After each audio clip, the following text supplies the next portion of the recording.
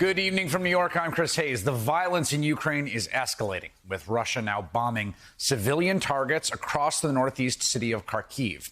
One journalist on the ground tells NBC News the city's downtown looks like a war zone, which of course it is. The UN Human Rights Office says more than 220 Ukrainian civilians have been killed, more than 520 injured in less than 1 week of fighting. They note that is likely an undercount. One Ukrainian woman who fled Kharkiv described what she experienced firsthand to NBC News. I left Kharkiv 2 days ago when things got worse and my house got burned by a bomb and my loved ones died. So who died? My friends in basements. They were hiding in basements because right now it's so hard that they use some new kind of forbidden bombs that destroy everything on a big distance. So it's pretty much done. My whole city is just dust. My whole city is just dust. That sense of horror and despair appears to be Russia's explicit goal. The Wall Street Journal is reporting that Putin has made a shift in tactics towards targeting civilians specifically as a way to demoralize Ukrainian resistance. And there is reason to believe Russian President Vladimir Putin was caught off guard, both by the strength of Ukrainian resistance and the overwhelming rebuke from the rest of the world. Because he basically has done this same play with it. First, back in the late 1990s, when Russia invaded Chechnya, it was a breakaway republic, under the guise of an anti-terrorism operation leading to a bloody conflict, 2 rounds of which lasted years and left thousands dead.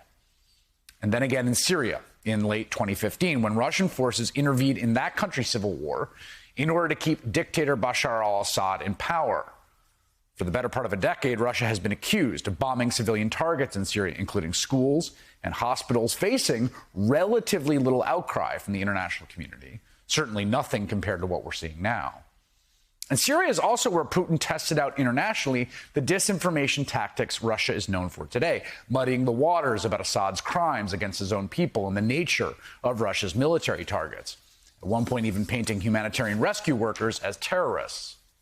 So on the one hand, you can see why Putin thought he would be able to get away with it again in Ukraine. He would send his troops in on a made-up charge of fighting extremism, and the world would mostly let him invade a sovereign country relatively unchecked. That is not how it played out. Things are different this time. And there are a number of reasons why that's true. First, let's be honest and clear here. There are transparent racial, ethnic, and religious biases and bigotry at play. In both Chechnya and Syria, Putin claimed he was fighting a war on terrorism. He was applauded in Chechnya by many in the West for doing so. Both Chechnya and Syria have majority Muslim populations. They are the subject of a kind of skepticism many Western countries are not. The sad truth is that the moral logic of the global war on terror essentially labeled certain civilians as expendable in the eyes of many. That's been true for U.S. actions in countries like Afghanistan and Iraq as well. But in Ukraine, Putin's attempts to paint the government as extremists, right? Running the same playbook. This time, it wasn't ISIS, it was the Nazis. He was going to denazify Ukraine. It's fallen flat. Russia's disinformation machine was not given the benefit of the doubt for many reasons, including the transparency of U.S. intelligence services in the run-up to the invasion, which plainly said in real time this would be Russia's plan, and were proven basically right at every juncture.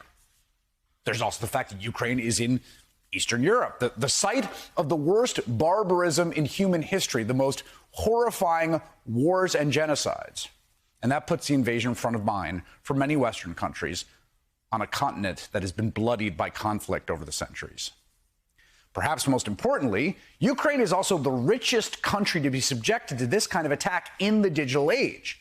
Smartphones and social media are utterly ubiquitous. This is a country that is obviously outmatched in terms of numbers and weaponry. So the only remaining tool it has to constrain Russian aggression is to basically win over public opinion globally, the hearts and minds of people, which means we are seeing an unprecedented amount of footage from real people in real time.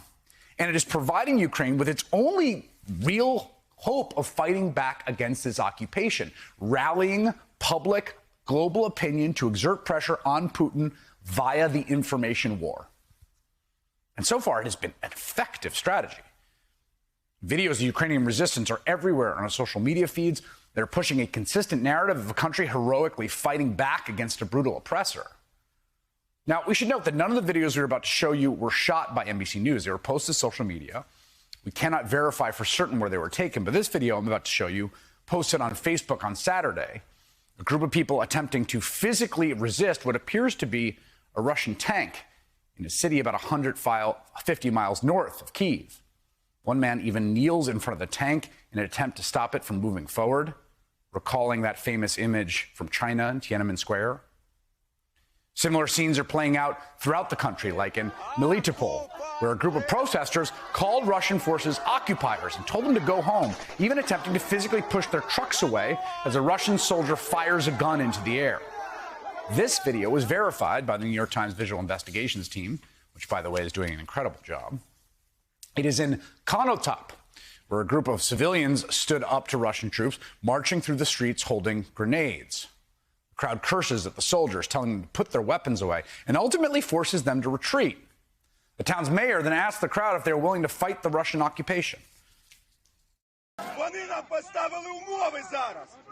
Якщо ми починаємо супротив, вони розносять місто артилерії. Якщо за, воюємо. А что ты не хотел вчера палить? Кто за те, чтобы воевать? Конечно. Воевать! Конечно, Кто ебать. за те, чтобы воевать? Конечно. Женщины возьми, все, и начинаем воевать. Почекай! Послухай, я за те, чтобы воевать! Я за те, щоб воювати. Рішення, послухай, рішення приймаємо всі разом, тому що артилерія на нас наведена. Well, that is a impactful, inspiring call to arms. It's important to remember this is all essentially war propaganda. It is propaganda in the service of the victims of this conflict. It is the tool they have.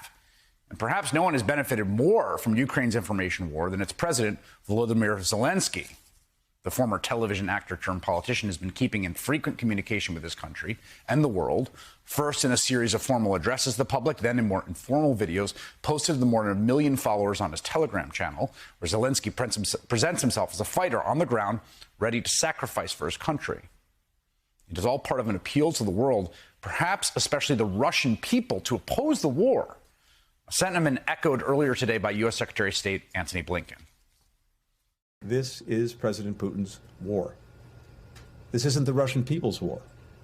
It's becoming clearer by the day that the Russian people oppose it. Members of the Russian military oppose it and had no idea what they were being sent to do. And now the Russian people will suffer the consequences of their leaders' choices.